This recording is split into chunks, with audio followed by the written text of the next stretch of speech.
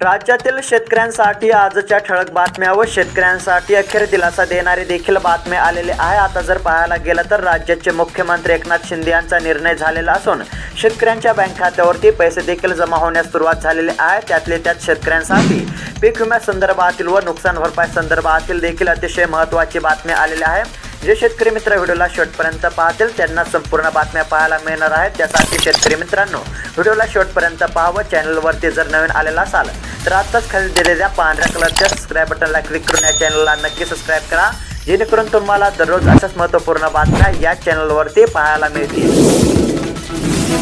पहिलीच पीक विम्यासंदर्भातील बातमी। 2023 मधील 378 कोटी रुपये पीक विमा वाटप, उर्वरित 22 कोटी रुपये तातडीने वितरित करण्याचे निर्देश। आता जर पाहायला गेलं तर शेतकऱ्यांसाठी पीक विम्यासंदर्भातील महत्त्वाची बातमी पाहायला मिळत आहे।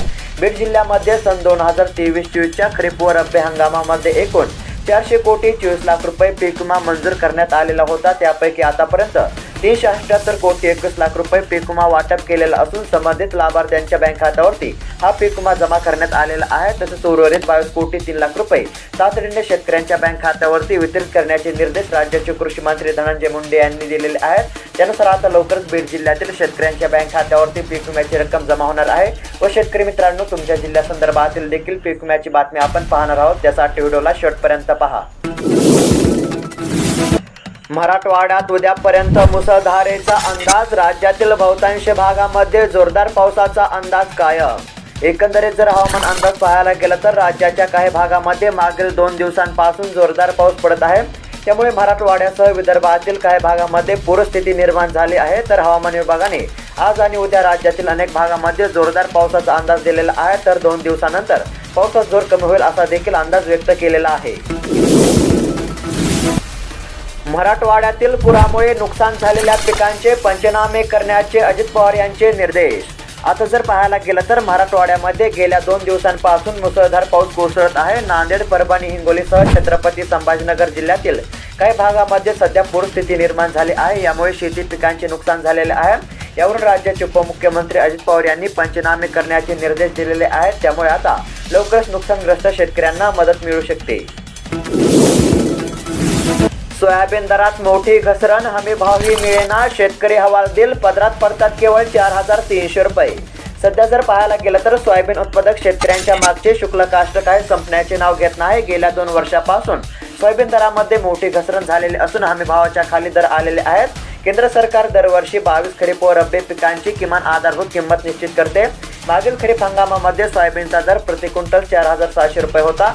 तो 2024-25 हंगामासाठी 4892 रुपये केला। मात्र प्रत्यक्षामध्ये बाजारामध्ये शेतकऱ्यांच्या पदरामध्ये सरासरी 4300 रुपये पडत आहे। अखेर शेतकऱ्यांसाठी दिलासा देणारी बातमी, पीक विम्याचे हेक्टरी 25,000 रुपये शेतकऱ्यांच्या बँक खात्यावरती जमा। सध्या जर पाहायला गेलं तर राज्यातील अनेक जिल्ह्यातील शेतकऱ्यांच्या बँक खात्यावरती पीक विम्याची रक्कम ही जमा होण्यास सुरुवात झालेली आहे। त्यानुसार आता शेतकऱ्यांच्या बँक खात्यावरती हेक्टरी 25,000 रुपयांची रक्कम ही जमा झालेली आहे। फक्त शेतकरी मित्रांनो ज्या शेतकऱ्यांनी आपल्या नुकसानीची तक्रार विमा कंपन्यांना केली होती अशाच पात्र शेतकऱ्यांच्या बँक खात्यावरती पीक विम्याची रक्कम ही जमा होण्यास सुरुवात झालेली आहे। व शेतकरी मित्रांनो तुमच्या जिल्ह्यासंदर्भातील देखील पीक विम्याची बातमी आली की ती तात्काळ तुम्हाला कळू। त्यासाठी तुमचा जिल्हा कोणता आहे कमेंट करून नक्की कळवा। ई पीक पाहणीच्या नोंदणीमध्ये तफावत, शेतकरी मदतीपासून वंचित राहण्याची शक्यता।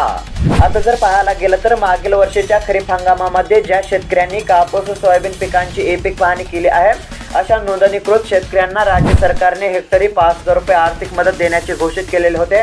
त्यानुसार आता शेतकऱ्यांच्या बँक खात्यावरती अनुदान देखील जमा होण्यास सुरुवात झालेली आहे। मात्र ज्या शेतकऱ्यांनी आपल्या पिकांची ई पीक पाहणी केली नव्हती असे शेतकरी वंचित राहण्याची शक्यता आहे। कापूस सोयाबीन प्रश्नी अन्नत्याग आंदोलन करणार, रविकांत तुपकर यांची माहिती।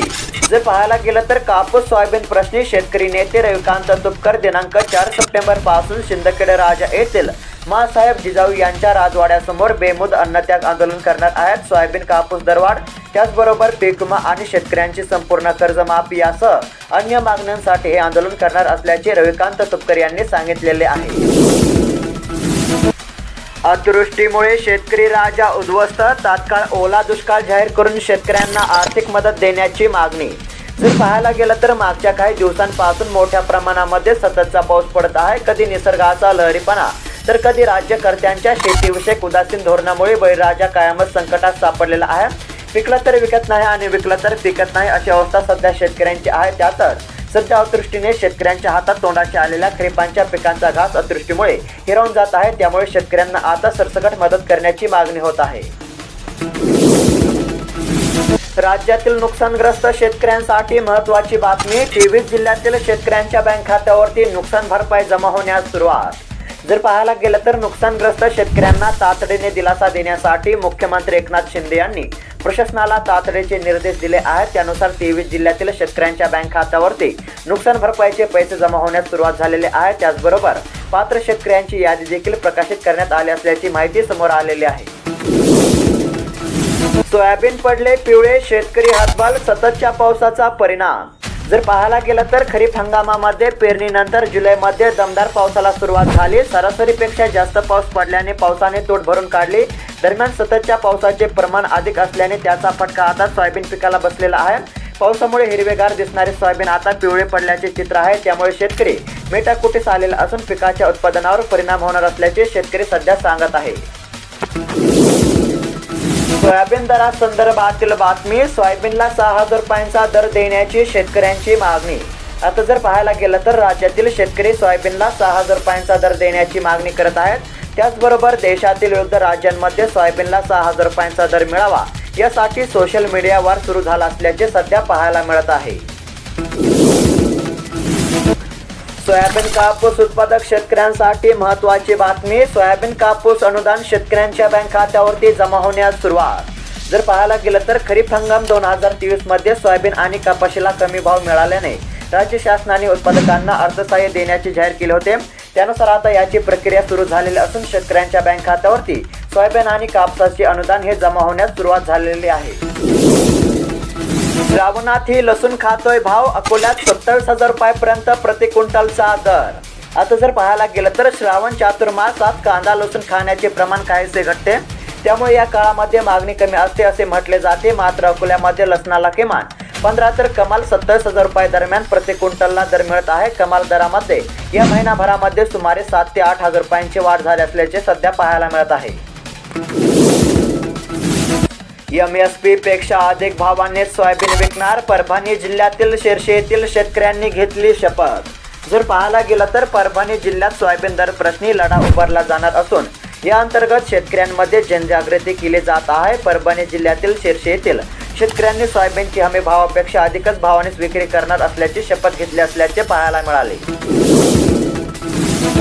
शेतकऱ्यांसाठी महत्त्वाची बातमी। विधानसभा निवडणुकीपूर्वी वंचित शेतकऱ्यांना मिळणार प्रोत्साहन अनुदान। आता जर पाहायला गेलं तर महात्मा ज्योतिराव फुले शेतकरी कर्जमुक्ती योजनेअंतर्गत राज्यातील पात्र शेतकऱ्यांच्या बँक खात्यावरती आता लवकरच प्रत्येकी 50,000 रुपयांचे अनुदान हे जमा होणार आहे।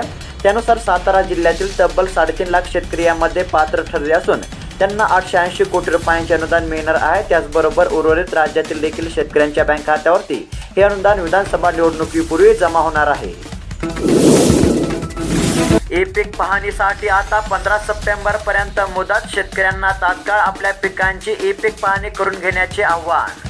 जर पाहायला गेलं तर शेतकऱ्यांसाठी महत्त्वाचीच बातमी आहे। शेतकरी स्तरावर पीक पाहणी करण्यासाठी शेतकऱ्यांना 15 सप्टेंबर पर्यंत मुदत देण्यात आलेली आहे। त्यानुसार शेतकऱ्यांनी तात्काळ आपल्या पिकांची ई-पीक पाहणी करून घेण्याचे आवाहन करण्यात आले आहे। जे शेतकरी आपल्या पिकांची ई-पीक पाहणी करणार आहेत अशा शेतकऱ्यांच्या बँक खात्यावरती आगामी काळामध्ये पीक विम्याची रक्कम जमा होणार आहे। टोमॅटोच्या दरासंदर्भातील बातमी। टोमॅटोला मिळाला जास्तीत जास्त 1200 रुपयांचा प्रति क्विंटल दर। आता जर पाहायला गेलं तर बाजार समिती अकलूज येथे टोमॅटोची 45 क्विंटलची आवक झाली होती। तर टोमॅटोला कमीत कमी दर 500 रुपयांचा, जास्तीत जास्त दर 1200 रुपयांचा आणि सरासरी दर 1000 रुपयांचा मिळाला आहे। रोजचे रोज अपडेट जाणून घेण्यासाठी आताच खाली दिलेल्या सबस्क्राईब बटनला क्लिक करून या चॅनलला नक्की सबस्क्राईब करा, जेणेकरून तुम्हाला दररोज अशाच महत्त्वपूर्ण बातम्या या चॅनलवरती पाहायला मिळतील। भेटूया पुढील व्हिडिओमध्ये। धन्यवाद।